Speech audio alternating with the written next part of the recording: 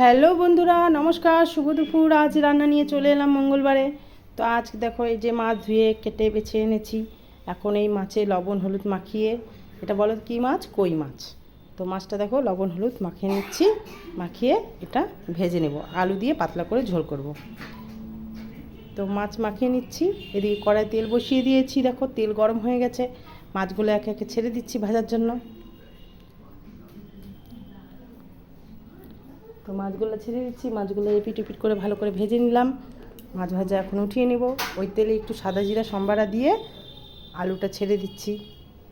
ডুমো ডুমো করে আলু কেটে নিয়েছি একটু বড় বড় করে। তো আলু দিয়ে দিলাম, লবণ হলুদ দিয়ে আলুটা লাল লাল করে ভেজে নেব। এদিকে একটু মশলা বেটে নেব। মশলার মধ্যে শুধু একটু কাঁচা লঙ্কা, আদা আর জিরা।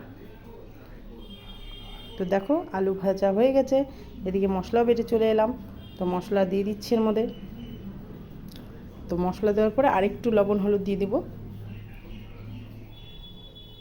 তো হলুদ দিয়ে দিলাম, লবণ দিয়ে দিলাম, অর্ধেক টমেটো কেটে দিয়ে দিলাম। তো মশলাটা কিছুক্ষণ ভালো করে কষিয়ে নিলাম, কষানো হয়ে গেল।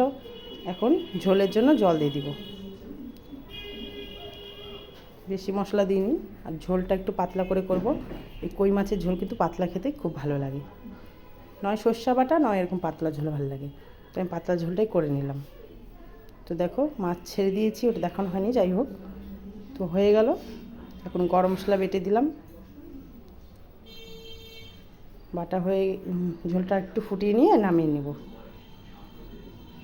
তোমরা আজকে কে কী রান্না করেছো জানিও বন্ধুরা।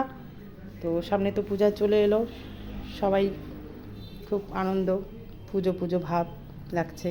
তো এই দেখো তৈরি হয়ে গেল কই মাছের পাতলা করে আলু দিয়ে ঝোল। আর এদিকে আছে ভাত, তো থাকতেই হবে, গরম গরম ভাত।